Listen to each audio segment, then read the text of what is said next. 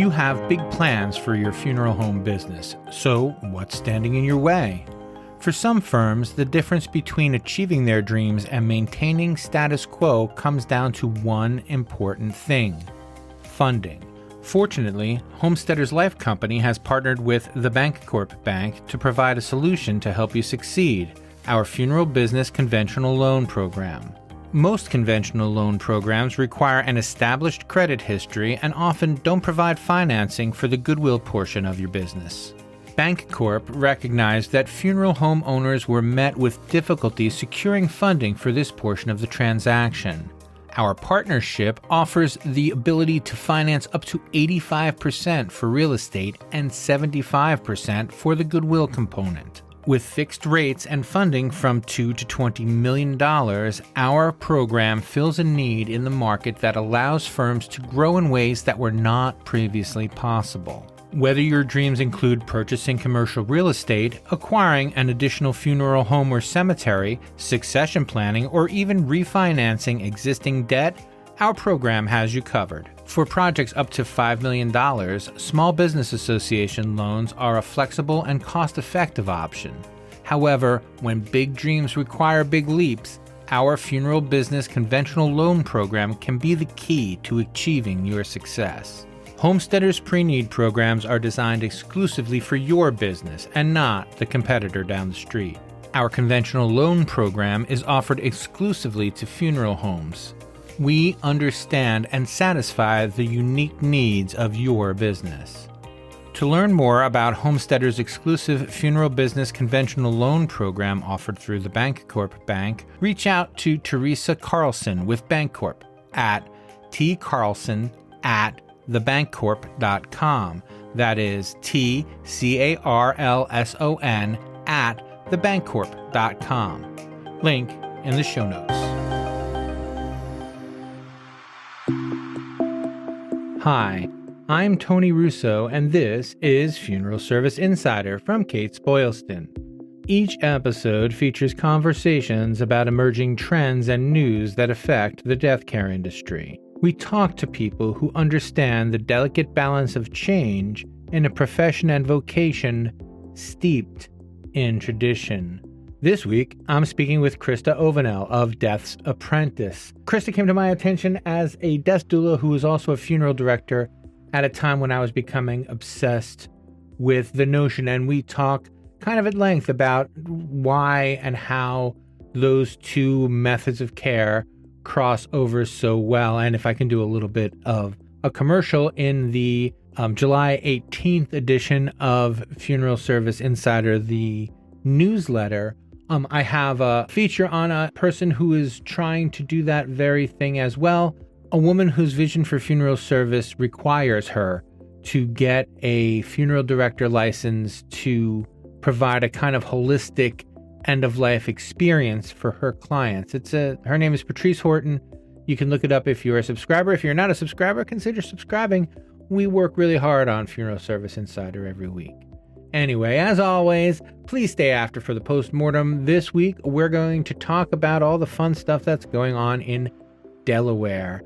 And if you have any feedback, please send it along. You can get to me through the website, link in the show notes. But I don't want to keep you much longer because this is a great conversation. So here is Christa Ovenell.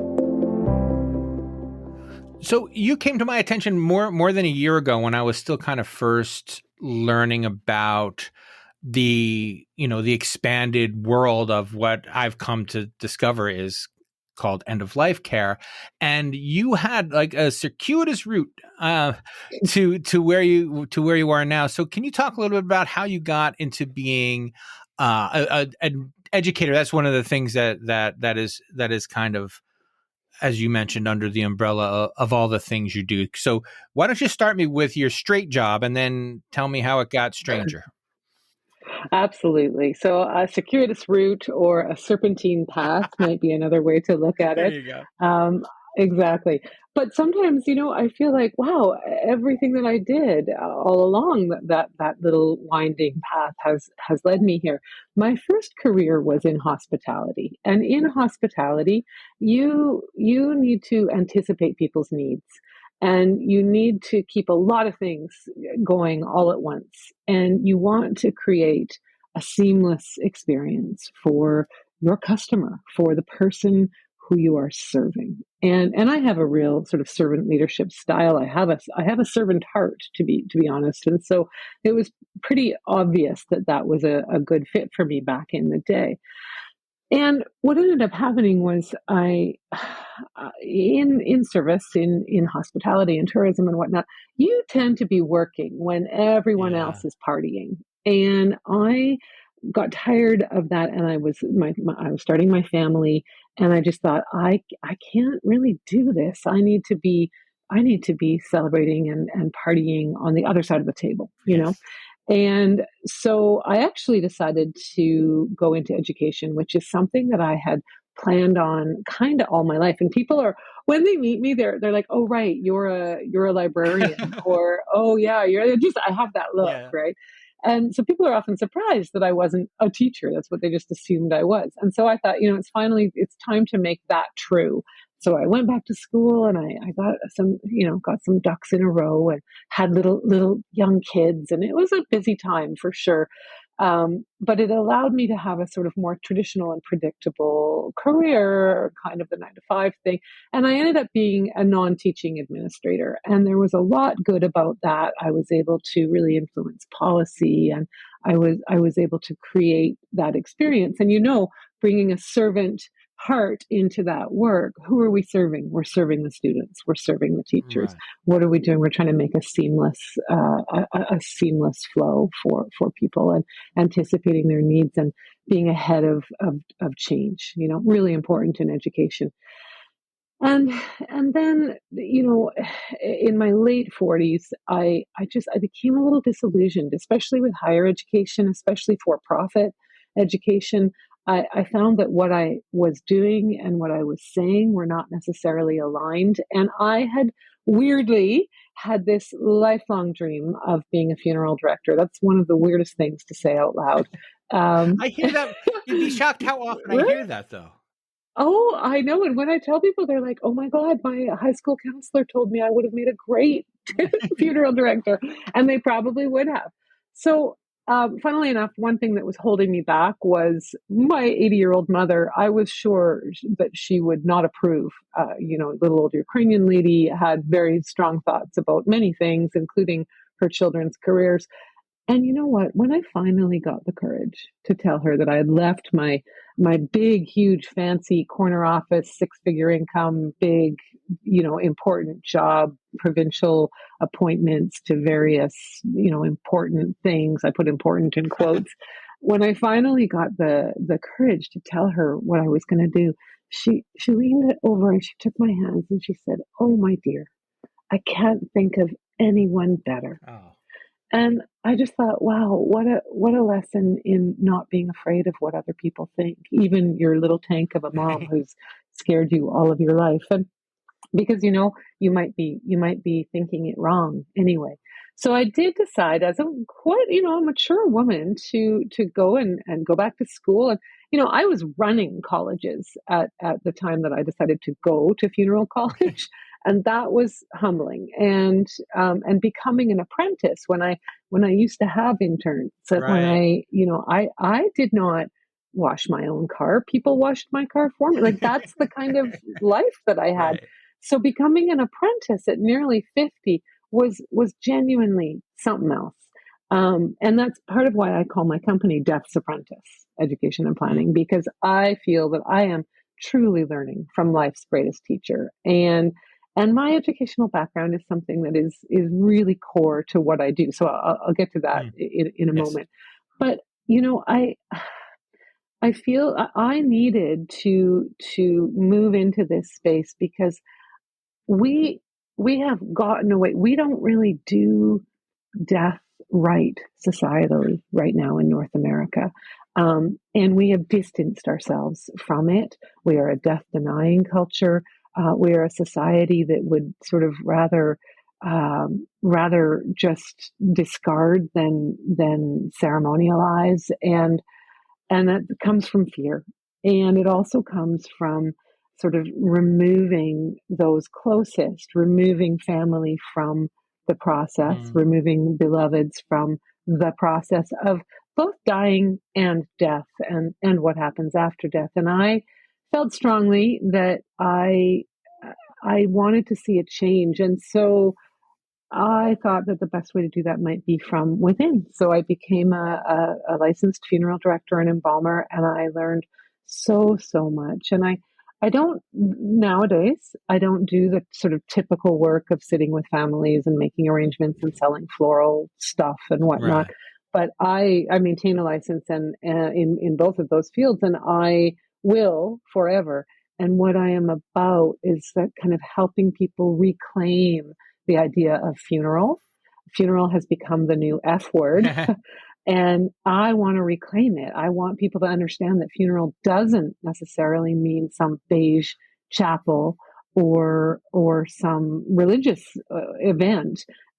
Funeral is the coming together of people over a loss, connecting and making sense of their life without the life of that person that they've lost. So that's why I'm doing what I do, and I hope that sort of answered your first question. That's a great start. I do want to let you know I spoke with a gentleman named Howard Beckham who runs a mortuary school in Florida, and one of his not frustrations, but he said he wishes that the students could take hospitality courses.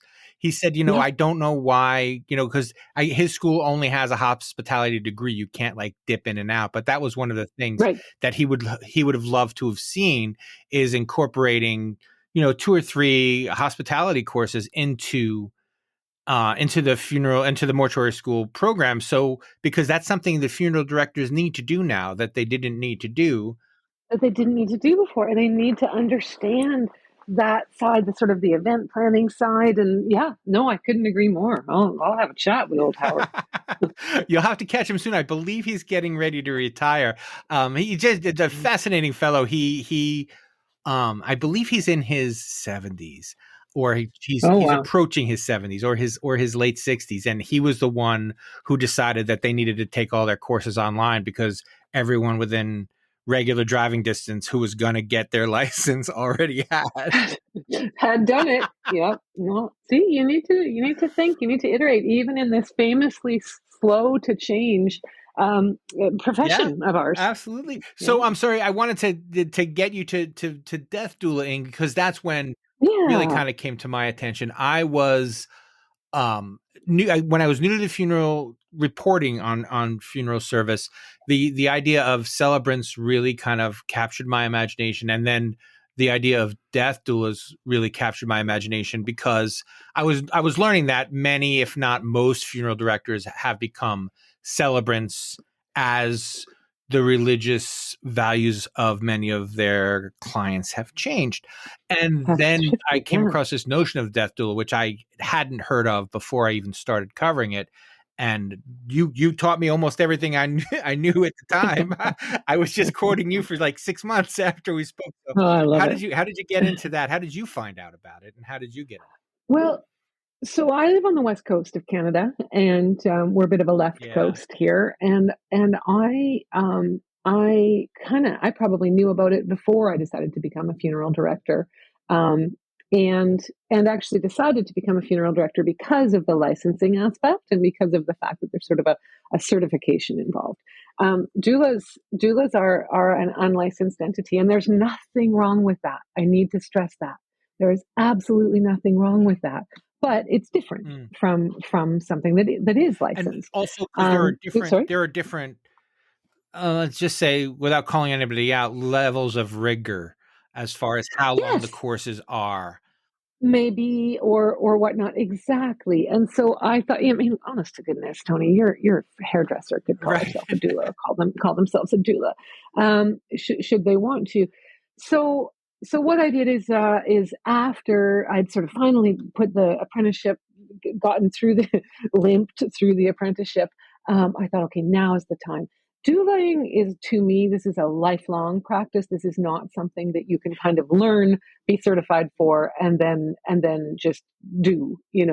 So I took a relatively short course just so that I could have that basis and whatnot. But I do, I do extensive professional development, and I lead professional development for others now in the doulaing space. Um, I as a doula, you mentioned that umbrella that I talk about. Right. I feel that there's a very wide umbrella, a big huge golf umbrella, really, of what doulaing means, end of life doulaing, death doulaing means. And one very strong sort of spoke in that umbrella is education. So some people might think of doulas as people who work exclusively with families, with the dying person themselves, vigiling, hand holding. They are non-medical professionals who may assist, who will assist with sort of the emotional side of the labor of end of life, just like birth doulas Mm. assist with the non-medical sides of the labor of the beginning of life, right? Um, and and that's very good and important. And that's typically not the kind of doulaing I do. Yeah, I basically got to know you pretty well before I'm going to do that Right. kind of doulaing. The kind of doulaing I do, is really educational. I want to work with people so that they understand what happens when you die. And I don't mean that metaphysically. Right. I mean that Literally. very, very literally, very practically. And what happens when you die isn't actually a mystery. It is something you can plan and prepare for. And frankly, you should plan and prepare for. And that's the work that I want to do with people. Yes, there's things like wills and powers of attorney and healthcare directives and things like that. That's one side of it, and important and must be dealt with. And I guide people through that kind of work all the time so they don't get overwhelmed and so that they can get the damn paperwork signed. Right. But so much more than the paperwork is actually the emotional work and speaking to people about what matters to you, what levels of treatment you may wish to experience, and what you might not want to engage with. How you want people to tend you in the late throughout the labor of dying, and at death and after death. I really believe this is the kind of hippie coming out here, my little West Coast, left coast, self.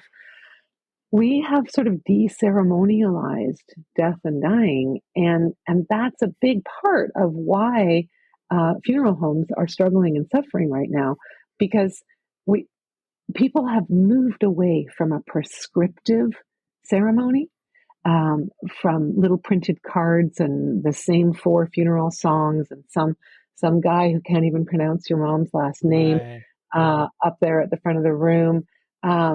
We have moved away from this prescriptive way of doing things, and unfortunately, for many years, there was nothing to fill that gap. And so, what we ended up with was nothing. And that's what I really want to change, because nothing isn't good enough. We are ceremonial beings as humans, and we need each other at end of life, at all of our major life events, right? Mm. Think about it: birth and marriage and graduations and retirement. Those things we know how to plan for. We know how to have a party, right? We know what to do. We know the help that is needed in people's lives at each of those major life events. The one that we don't know anything about is the only one that all of us Right. are going to do. And that's tragic. So that's what I want to help re-engage people with, to help them.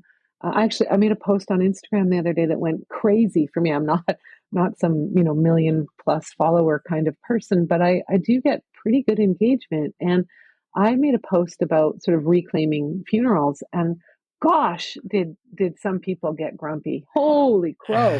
Oh, you have to respect it if people say they don't want a service. And I was like, no, I do respect that. But I believe most of those people are probably saying, I don't want a cookie cutter service. They're not saying, don't gather. They're not saying, be alone in your grief. Because if they are, they're jerks. And Right. I just don't think there's that many jerks out there. There's a good handful, but there's not that many. Well, I also I So didn't know wild. there was Yeah. such a thing. I was in the business for 6 months before I even knew that there was another option. Like I stepped into a changing world that I didn't even know Yes. existed. And having seen it, Yeah. I can't unsee it. And that's why I'm just kind of like a shout it from the rooftops kind of person now. Hmm. Hmm. And I'm so grateful for your amplification because this is how we're going to make change. And we're, you know what, Tony, you and I and people like us, and there's a lot of us now, we're scary, and we might not be the kind of the friend of the industry, if you will, but we should be, because we only want to make this important profession valuable and respected and integrated and reflective, um, and it's going to take change to make that happen.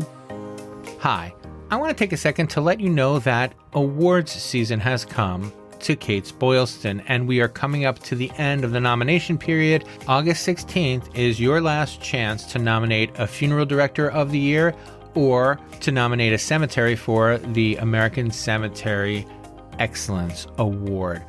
For funeral home owners, managers, and employees, it's a good opportunity to look around at your colleagues and see who the person is who makes you glad to be a funeral director. And in cemeteries, it's an opportunity to take a look around and to see what's good about your cemetery, what makes you proud to work at the cemetery where you work.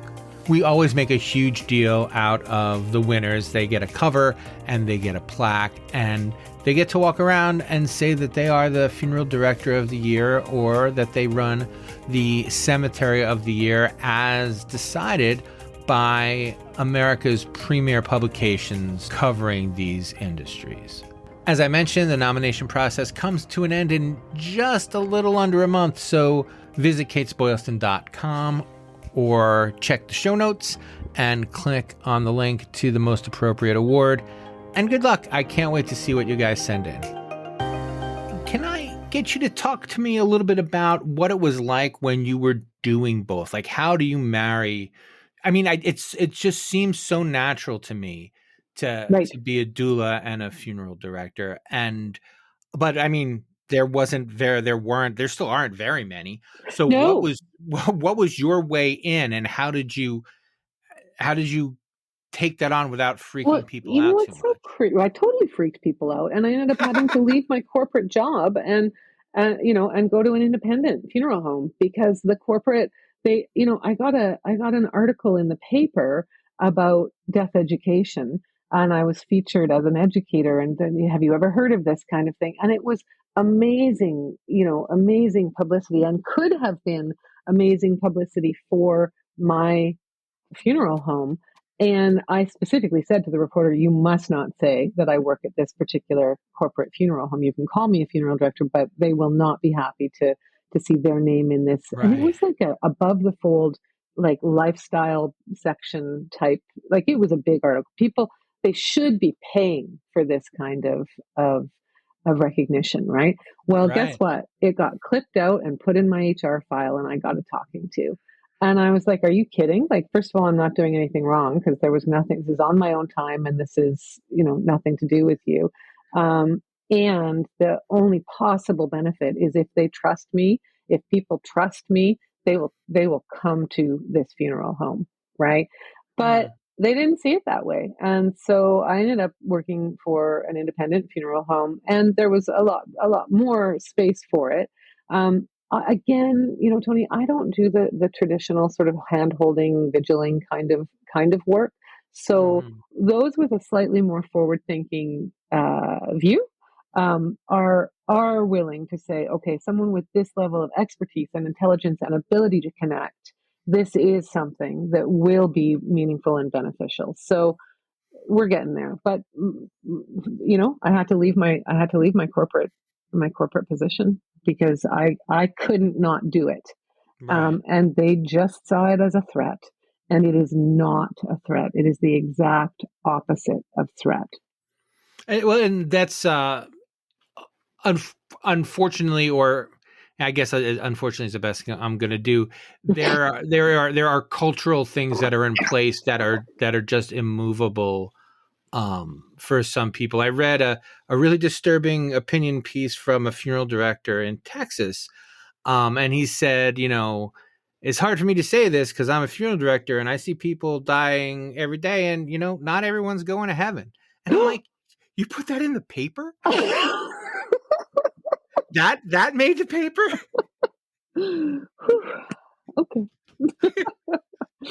I've heard funeral directors. So in BC, we have 75% cremation rate.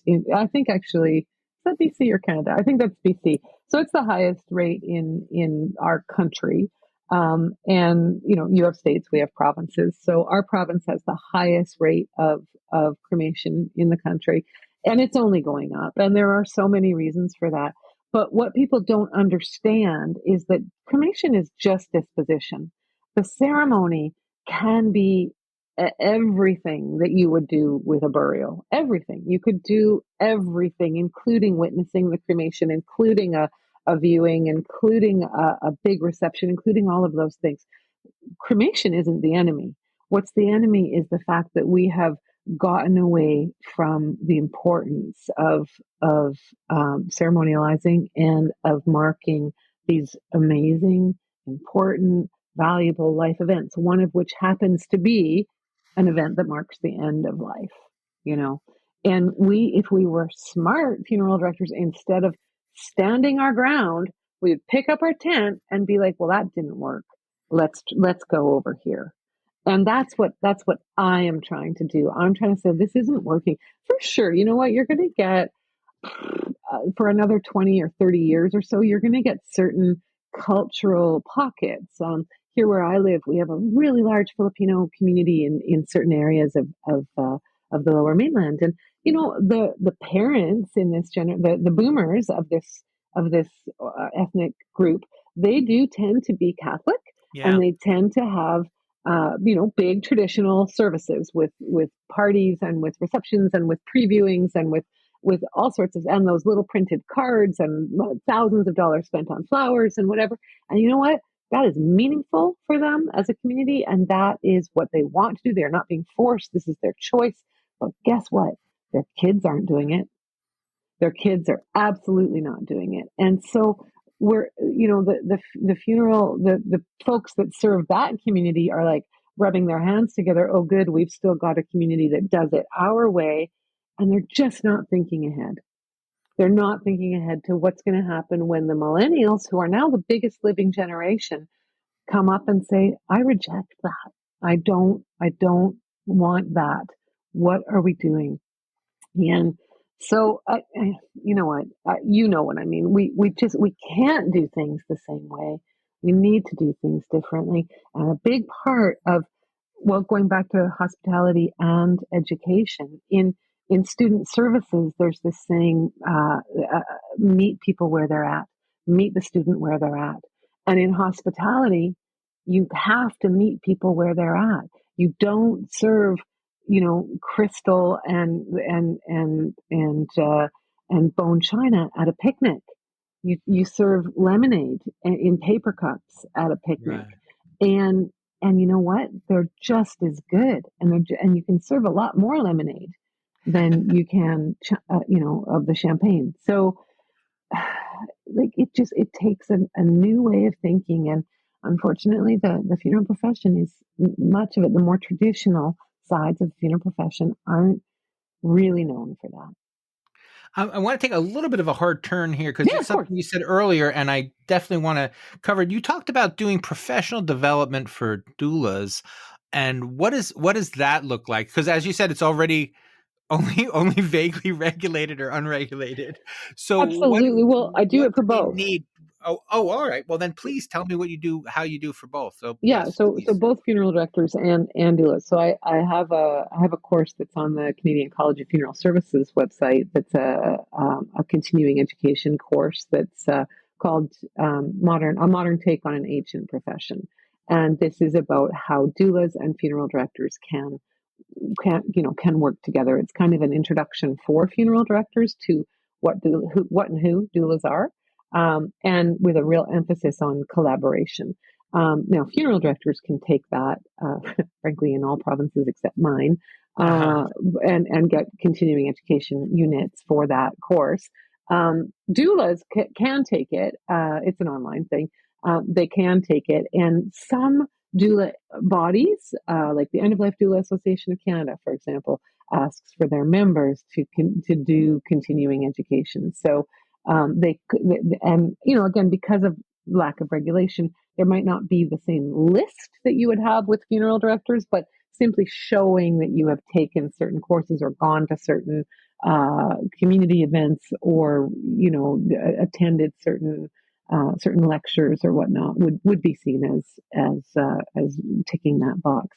Funeral directors, they have to actually like get it board certified and Right. whatnot. So And what I is what yeah. is what is in that course? Like, what is what do you So what is the continuing education portion? Sorry. Okay. So the continue in that particular course, it's sort of a history of where did doulas come from, who do they serve, what are they doing, and then why would we want to work with them, which is a big one because gosh, a lot of people I not so cannot believe much. that they don't have them on staff. To this Cannot day, it cannot shocks believe it. me. Cannot believe it. So that one is definitely geared more towards funeral directors, but it does give a glimpse of what funeral directors are like for doulas who might want to make connections into that realm. I was at the ICCFA, the International Cemetery Cremation Funeral Services, Funeral Association, whatever. It was in Florida, in Tampa. And I was speaking there. I think they put all the weirdos on Saturday morning, which was the last day of the conference. So I definitely had the Saturday morning slot, but I was so heartened to see A, how many people were still at the conference, and B, how many people actually came and who they were. I sort of expected the tattooed young Right. redheads to be there. I did. What I didn't expect were the middle-aged men, and there were a solid handful of them, and they came up to me afterwards, and they were like, "Tell me more." And my heart burst open because I was like, "Wow, you're getting it. You're starting to be open to hearing this message." I think doulas could, especially educating doulas, especially doulas who work with vigiling doulas, people who can create connection to and with the actual dying people, and give them a soft entry into this new world of kind of what happens when you die. You see, doulas, their scope of practice typically, and again, not regulated, so a little bit of movement around the edges here, but typically their scope of practice goes up and until the person is dead. And then funeral director's scope of practice begins when somebody is dead. So doesn't that just make sense to Mm. kind of smush those two together so that we can offer a much deeper, a much smoother, a much more meaningful continuum of care to our families? That's what we all say we want to do. Right. And it was just, I think sometimes we have different opinions about how how to get it done. Yeah, Like there's the I'm the expert, so let me tell you what to do, and there's the I'm the expert, let me tell you what the options are. And I yeah. feel like that's where the divide kind of shows itself the most. Yes, yes. And I have no problem putting on my "I'm the expert, let me tell you what to do" hat. I'm super opinionated, but I don't. But I'm generally talking to funeral homes, not the customers at the funeral homes when I'm doing that. Right. And we are kind of coming up against it, so I want to make sure I cover everything. Is there anything I should have asked and didn't, or anything you didn't get the opportunity to say that you thought you would? Well, no, no, that was just such a lovely and in-depth conversation. I'm so grateful for this opportunity. I would like to say that for anybody listening who's on Instagram, you can get a real sense of my educational practice. I'm at deathsapprentice.ca. You have to actually put that .ca in there, and I'm a curly-haired lady with glasses, very cool glasses. So if you found that account, you found me. And that will give you a sense of what compelling death education can look like. And that's all I have for you. So thank you very much for your time. I was just so grateful to have this chance. Thanks, Tony.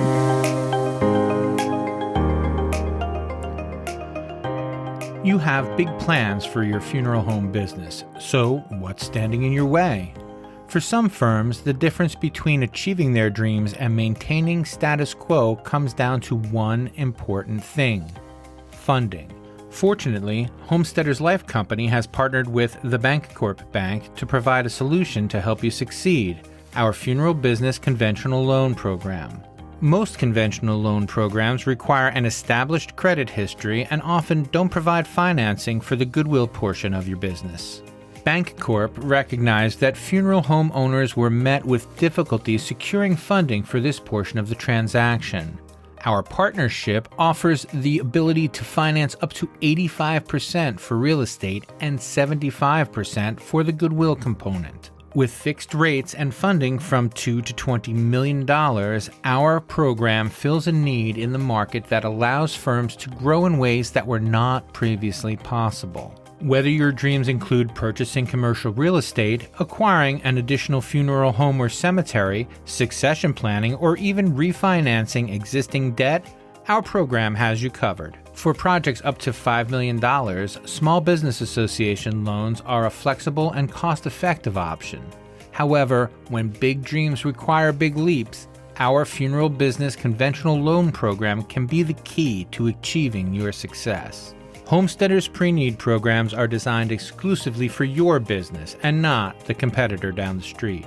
Our conventional loan program is offered exclusively to funeral homes. We understand and satisfy the unique needs of your business. To learn more about Homesteaders' exclusive funeral business conventional loan program offered through the Bancorp Bank, reach out to Teresa Carlson with Bancorp at tcarlson@thebancorp.com. That is TCARLSON at thebancorp.com. Link in the show notes. Funeral Service Insider, the podcast, is a Kates-Boylston production. It was written and edited by me, Tony Russo.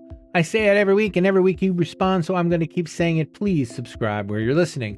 We're available on Spotify, and we are available on Apple Music. We have a YouTube page. If you like to listen to YouTube, you can listen to us on YouTube Podcasts.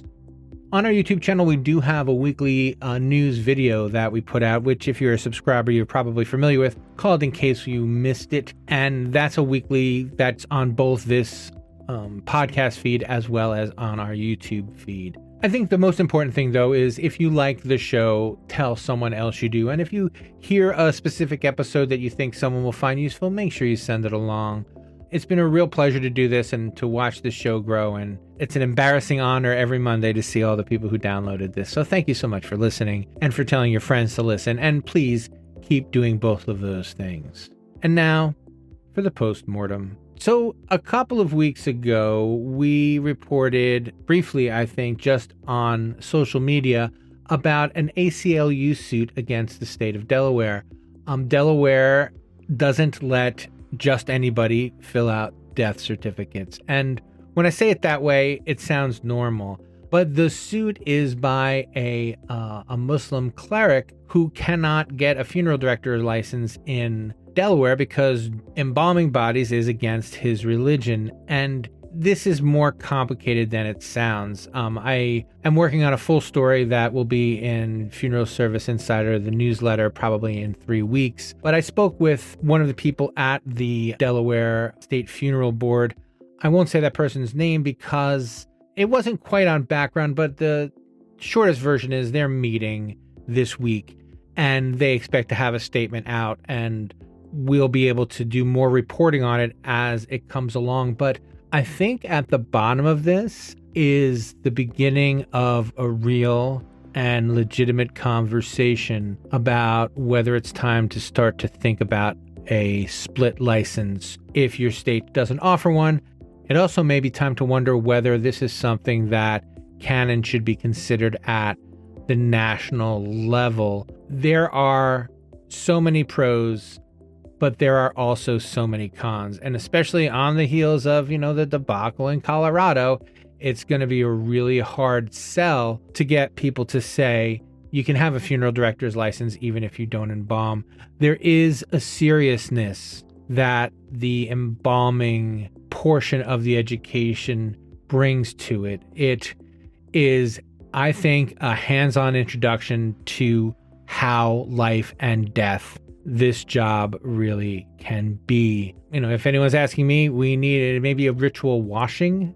I don't think you should be able to get a funeral director's license without having handled a dead human being and without coming to understand just what a serious, serious proposition that is. However, as embalming starts to fade as a primary way of remembering people, there has to be a third way where funeral directors can learn and can demonstrate how seriously they take the importance of the responsibility of being entrusted with someone's loved one, without having to necessarily do the chemical surgical process that is modern day embalming. I would love to hear your opinions on this. Please send anything you want to send along. I know that it is a touchy subject, but it's one we're going to have to take up and deal with. Maybe that's what this fall will be about, because in the coming weeks, we're going to have a lot of fun episodes, a lot of educational episodes. And the next 3 or 4 episodes will be almost exclusively about changes and aspirations in mortuary school. So this is kind of an appropriate lead-in. But that's all I have for this week. Thank you again so much for joining us. And we will check in with you next time on Funeral Service Insider, the podcast.